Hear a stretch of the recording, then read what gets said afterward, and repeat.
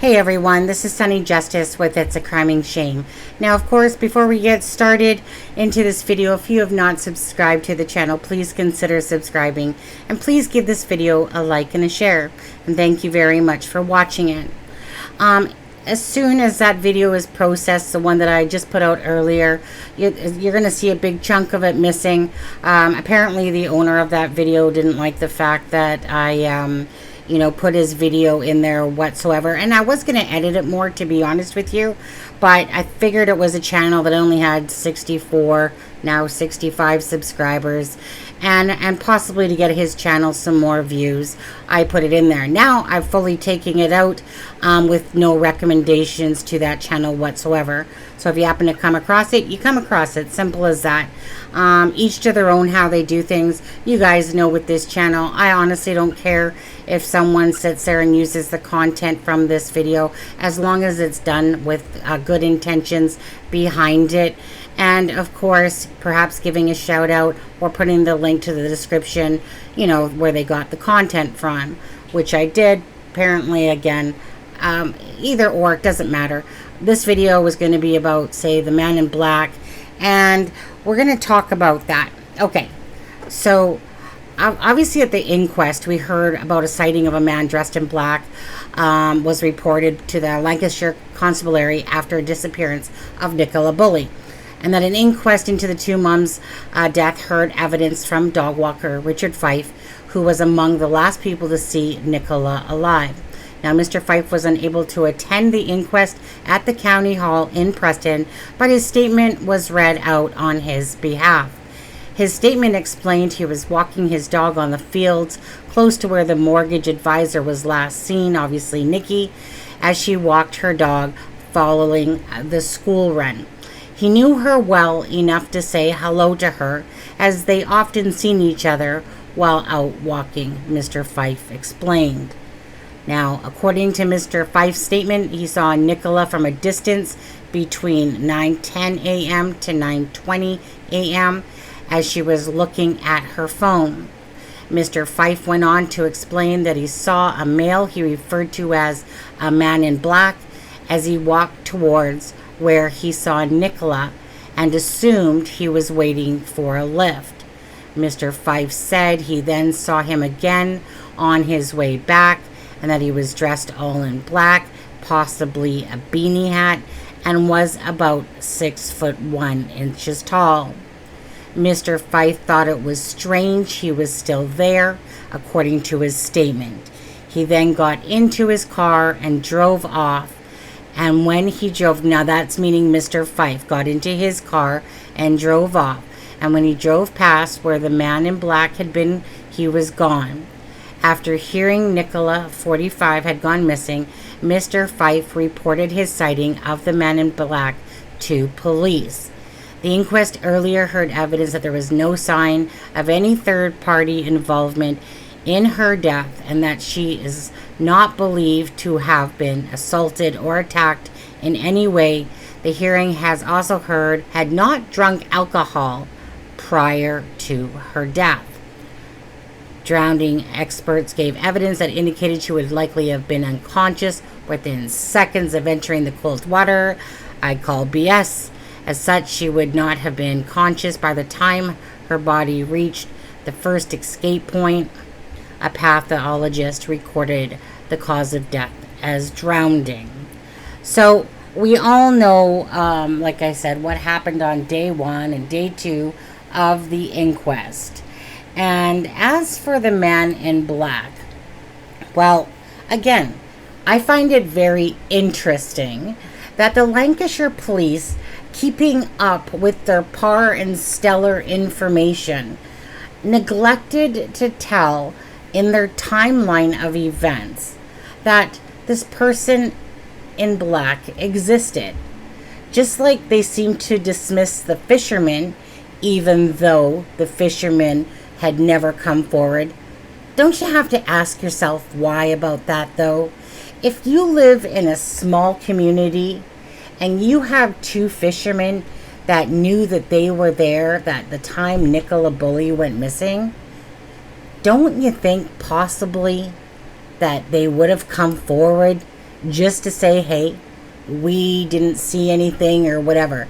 Doesn't that make you wonder why two people that are so innocent never came forward?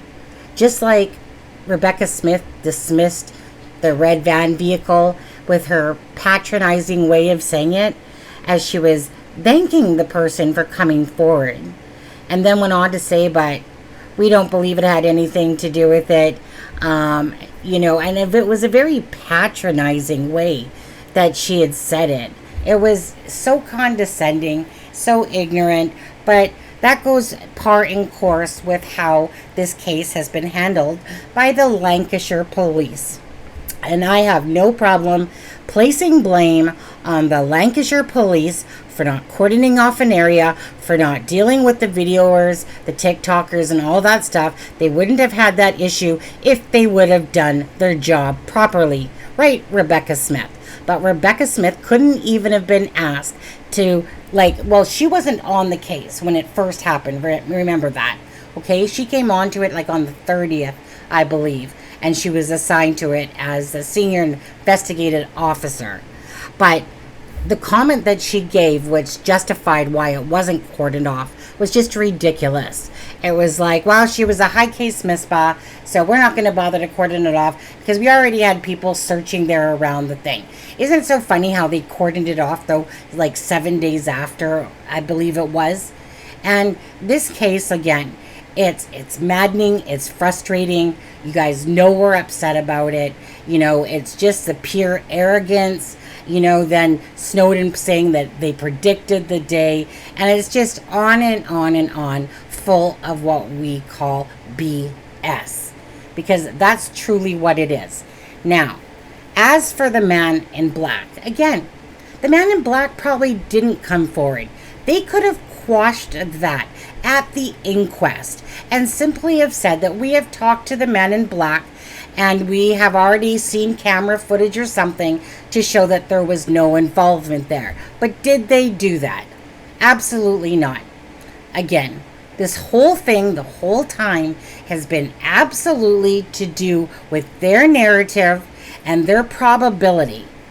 And again, what ticks me off beyond all of this is that they didn't invite Peter Falding there. They didn't invite someone to give a different side, different perspective of things.